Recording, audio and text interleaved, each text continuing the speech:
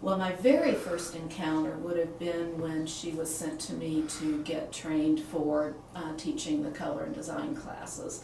Probably was color because I think they were separated at that time.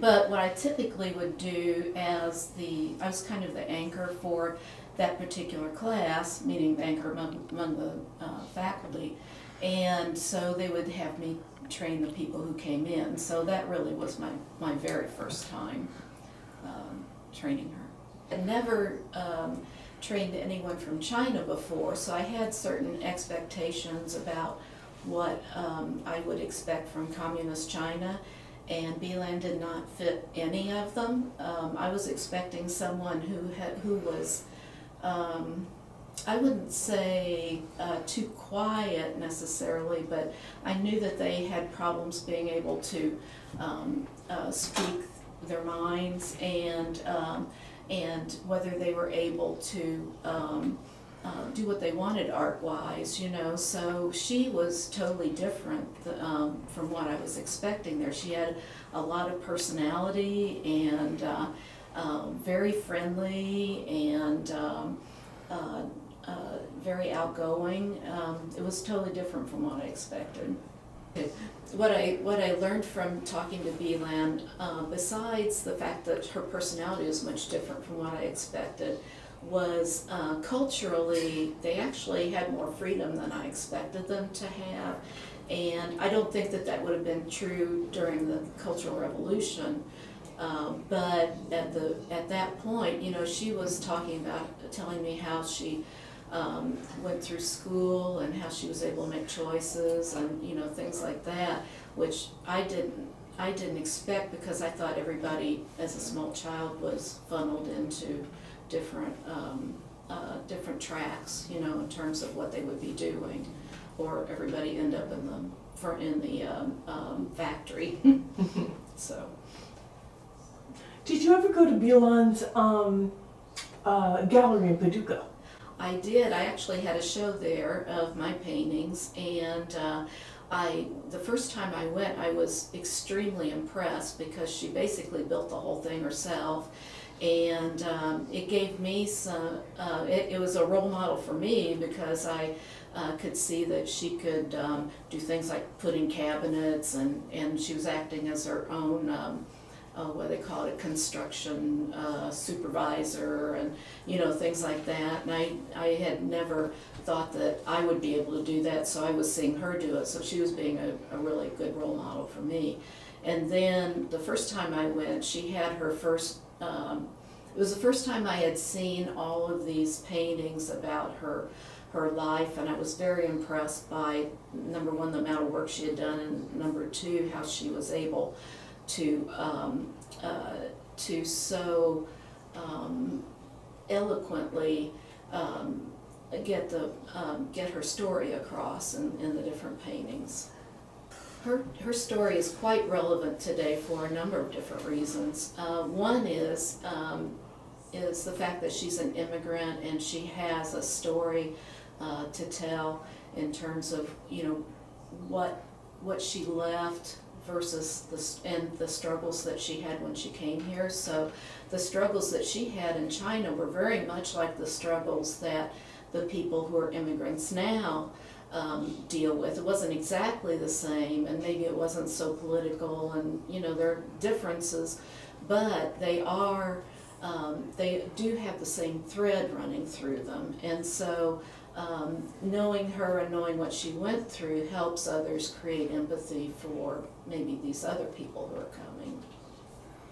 Well, she had a chance to be much more expressive here than she did in China. I remember her showing me a book that I believe it was all her work, but she showed me the book, and they were all painted peonies and, you know, different kinds of flowers, beautifully done. And then I saw pictures of these tests that they would give the art students, hundreds of people in one room painting the same flower, you know, and so everything is very much in lockstep, it felt like. And so I totally understood her being able to come, her wanting to come here so that she could paint what she wanted and not worry about somebody breathing down her neck about what her subject matter was or what she wanted to show and just basically what she wanted to show in her work. Because, you know, here with this, she can, with the work she's doing now, she can express things that she would never have been able, even though it was a narrative and her life story, it had to be clamped down on, you know, she had to keep her mouth shut about complaining about it because she could end up in a detention center or who knows where else. There was that, and then I had another thought. Okay, it passed. Read the question to me again.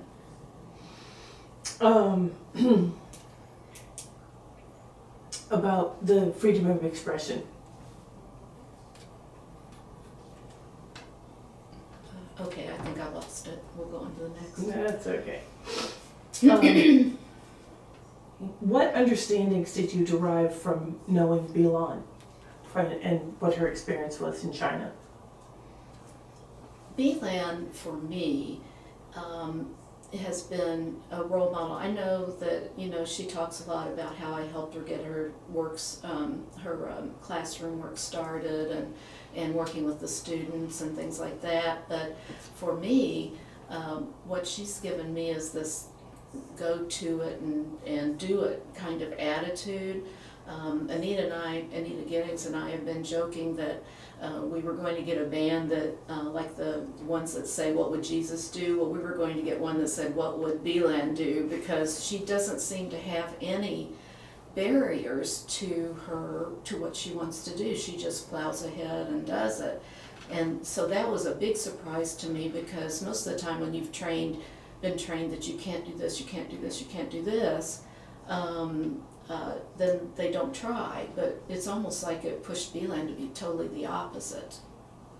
So I did speak with BiLan while she was getting 2 more master's degrees. She actually was still teaching at Herron when she was, I believe that's true, is still teaching at Herron when she was getting her first master's degree, the MA. And then she moved away to Loyola to get the MFA, but we kept in contact throughout that time. So I had some awareness of what kind of challenges she had and so forth. So if you're a friend of BiLan's, you're a friend of BiLan's forever. And she keeps all her friendships up. You know, I tend to get bogged down in my work at school, and next thing I know, I'm getting an email from her. Hey, what's going on? How are you doing? And calling back and forth, and it's amazing that she can maintain so many friendships on such a personal level. But that's BiLan. She's just friendly, outgoing, loves everyone, and I don't know what else to say. She's just sunshine.